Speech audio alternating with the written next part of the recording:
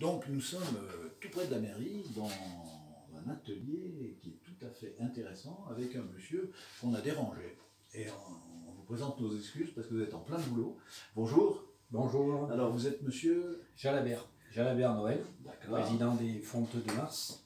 Les Fontes de Mars, ce qui veut dire fonderie, donc ça fait partie de la fonderie, puis de Mars, parce que j'habite sur Mars, donc le nom est venu de là. Je fais une fonderie basse fusion. Je fabrique bijoux, objets publicitaires, médailles, ceintures, toutes sortes d'objets. Alors fonderie, ça veut dire qu'en fait, c'est quoi comme système? C'est une fonderie basse fusion, c'est-à-dire que je fais fondre du métal et je fabrique des moules silicone. D'accord, donc c'est pas du système cire perdu ou chose comme ça? Non, c'est totalement différent. D'accord. Et en fait, on est dans votre atelier, là, je vois qu'il y a des choses assez incroyables, il y a un tour, il y a un autre tour, qui ressemble un peu au matériel de prothèse dentaire. Oui, alors tout ce qui est matériel bijouterie, on y revient un peu, c'est presque toujours les mêmes matériels, des matériels qui sont très très fins, avec voilà, des tourées, des réparations. Là-bas, l'atelier de maquettiste, avec beaucoup d'objets comme chez le dentiste, quoi, en gros. Alors, moi j'ai envie de faire un bijou par exemple. Je viens vous voir. Oui. Et vous allez concevoir du départ jusqu'à la fin le bijou. Voilà, je vais vous faire un dessin, on va valider le dessin. Une fois que le dessin va être validé, je vais vous faire une maquette. Une fois que la maquette va être validée, soit je vous fais un bijou or, argent, ou en ce que vous voulez, quoi. D'accord. Plaqué. D'accord. Et en fait, quand vous fabriquez ça, combien de temps ça prend justement? C'est ça qui est intéressant. Alors moi je fais à l'unité, j'en fais pas beaucoup. Je travaille beaucoup pour des maisons un peu de luxe, on va dire. Donc je pars sur une maquette, la maquette je la reproduis. Et ensuite je fais le moulage silicone qui me permet de sortir pas mal de pièces. D'accord. On peut voir un moulage silicone pour voir à quoi ça ressemble. Je vous laisse aller, bougez pas. Je vous prends votre micro. Voilà, c'est. Alors là, donc, on est sur une espèce de. On a face à nous, je pense que Eric va pouvoir le filmer. On a des ronds verts, je ne sais pas trop comment dire. Alors je vous redonne votre micro, puis vous allez m'expliquer un petit peu comment ça marche ce truc. Alors voilà, ça c'est un moule proto. Ouais. Un moule proto, je fais plusieurs pièces, je vais venir les reproduire. Ça c'est des fermoirs, ça c'est des plaques pour autre chose, et ça c'était des pièces pour la SSE. Donc une fois que j'ai fait ça, je vais venir les mouler. Une fois que j'ai fait mon moule silicone, je vais venir les mouler. Je vais venir injecter de l'étain à l'intérieur. Ouais. Ça va me reproduire mes pièces. Mes pièces, je vais les attraper. Je vais toutes les nettoyer, c'est-à-dire les réparer comme il faut. Et je refais un moule proto après. Un moule série, pardon. Donc le moule série, il va y avoir que l'ensemble, sur tout un moule, l'ensemble de pièces. Donc après, sur un moule série, sur un petit moule comme ça, où on peut mettre, je veux dire, entre 15 et 18 pièces, je peux sortir 600 pièces heure. Ah oui, 600 pièces heure? À peu près, oui. Et alors, donc, une fois que votre moule est fait, une fois que les typons, je dirais, je ne sais pas comment les noms, sont faits, après, ça passe comment pour... vous coulez? Ouais, voilà. Une fois que le moule il est fait, au début... Alors ça, c'est le haut et le bas, c'est ça? Voilà, il y a deux sens, et puis je fais des marquages pour les repérer à chaque fois pour que ça tombe. Donc, il y a deux formes de moulage. Il y a celui-ci qui est en petit, après j'en ai d'autres en beaucoup plus gros. Et le silicone, quand je le prends, c'est comme de la pâte à modeler. Il est très souple. Bien sûr, oui. Donc après je le mets dans des cerclages qui sont là, des grands cerclages. D'accord, oui, qu'on voit. Donc une fois donc vous avez des trucs énormes là. Ouais, je peux monter là c'est du 400, mais je peux monter jusqu'à 500 de diamètre. D'accord. Donc ça fait des très très gros moules. Hein. Ah oui, évidemment, et donc un certain nombre de pièces. Ouais, alors...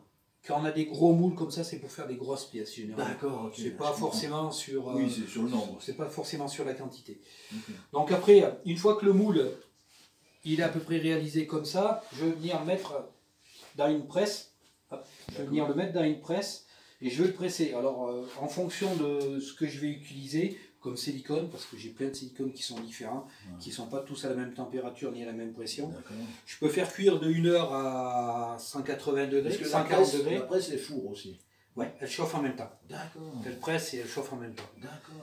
C'est-à-dire que je peux presser à peu près de 1 heure à 140 degrés jusqu'à 14-15 heures à 70 degrés. en fonction de ce qu'on veut faire, si la pièce est souple. non?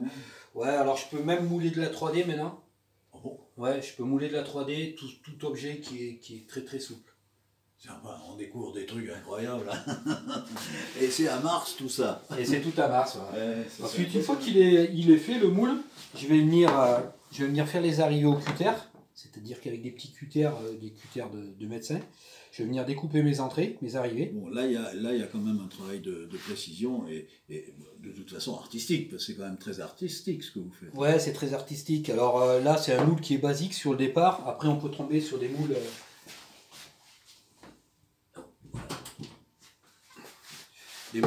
Des moules comme ça, des moules de série. Ah, dis donc. Ça, c'est un moule de série.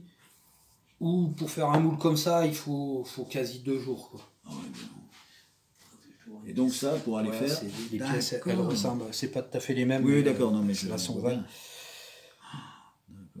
Et donc après, vous injectez le métal en fusion, donc comment ça Ouais, voilà. Donc là, après, il y a le creuset qui est là. Ouais. Il y a le creuset. Je remonte votre micro, quand ouais, vous se bien. J'arrive pas à le tenir. Le creuset, donc il va fondre. Le métal qui est à l'intérieur, il va fondre. Alors je fonds entre le point de fusion, il est à peu près à 250 degrés. Moi, je commence à fondre à 270. D'accord.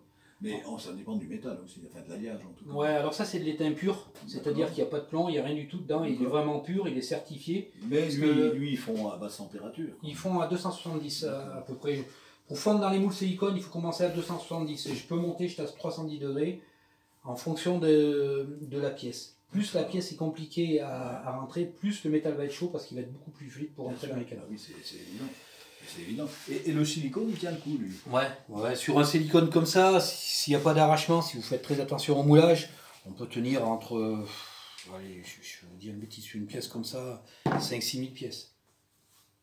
Avant que le moule soit naze, quoi. Ouais, avant que le moule soit naze. Mais encore, je pense que si on y fait vraiment attention, on peut faire beaucoup plus de pièces. Ah ouais. Ouais.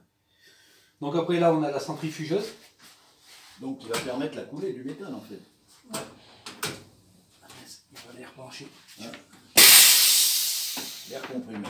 Un petit coup d'air, il en faut. Voilà. Quelle installation. Voilà. Ah, voilà. Donc voilà, c'est la centrifugeuse. Donc il va tourner très très vite. Vous allez mettre la pièce dessus, puisque les pièces, donc les moules sont ronds. Hein. Je vais vous faire voir. Le moule il rentre à l'intérieur. Normalement il est fermé. Là je l'ai pas fermé parce que je vois pas grand chose. Voilà. Ah voilà. Là il est fermé. Donc on a un plateau qui fait une rotation droite-gauche. Pardonnez-moi, mais à ce moment-là, le métal a été injecté en fait. Non, pas encore. Ah d'accord. On met le moule. Je vais vous expliquer. On met le moule à l'intérieur. Donc je vais venir mettre une pression pour ça, quand ça sert. Un sens de rotation, droite ou gauche. Et puis après, je vais y mettre une vitesse. Donc, la machine, elle va se fermer. Je vais appuyer sur le bouton, on va se mettre à démarrer. Je vais prendre une louche d'étain quand ça va être chaud. Ah d'accord. Et je vais la déverser à l'intérieur. Ok. Donc ça va rentrer là. Il va y avoir un temps de tourne. C'est-à-dire que ça peut tourner...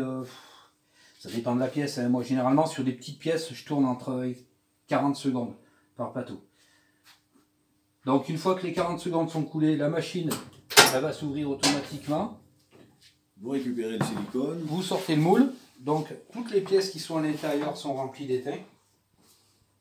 J'ai une petite vidéo, je vous la file si vous voulez. Oui. Vous pourrez voir. Pour Eric qui se raconte. Voilà. Donc toutes les pièces vont être sorties, elles vont être pleines d'étain. On va les dégrapper, c'est-à-dire qu'on va les sortir une par une. Et après on relance le process à chaque fois. D'accord. C'est pour ça que je vous dis qu'on peut faire énormément de pièces. Et alors après, il y a tout un travail de dérochage et de polissage. Ouais, alors il n'y a pas de déroche parce qu'il n'y a pas de soudure. L'avantage de l'étain, c'est qu'on peut mettre, si vous voulez faire un pins, un bouton ou n'importe quoi, on peut insérer directement des inserts à l'intérieur. C'est-à-dire on peut insérer un clou, comme des broches, des accroches, ce que vous voulez. C'est un gros avantage et on n'est pas obligé de ressouder derrière. D'accord. Après, une fois que c'est tout fait, la série elle est faite, on va sur le touret et on va venir réparer les pièces en fonction de... Parce qu'il y a parfois des manques ou des choses comme ça dans la coulée.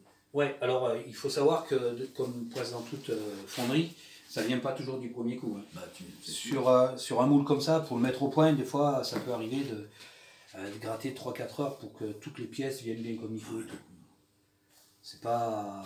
C'est pas si simple. Par contre, après, une fois qu'il est au point, moi je marque, j'ai toujours un peu des astuces sur certains trucs. Oui, je marque toujours mes secret professionnel, non, nous n'évoquerons pas.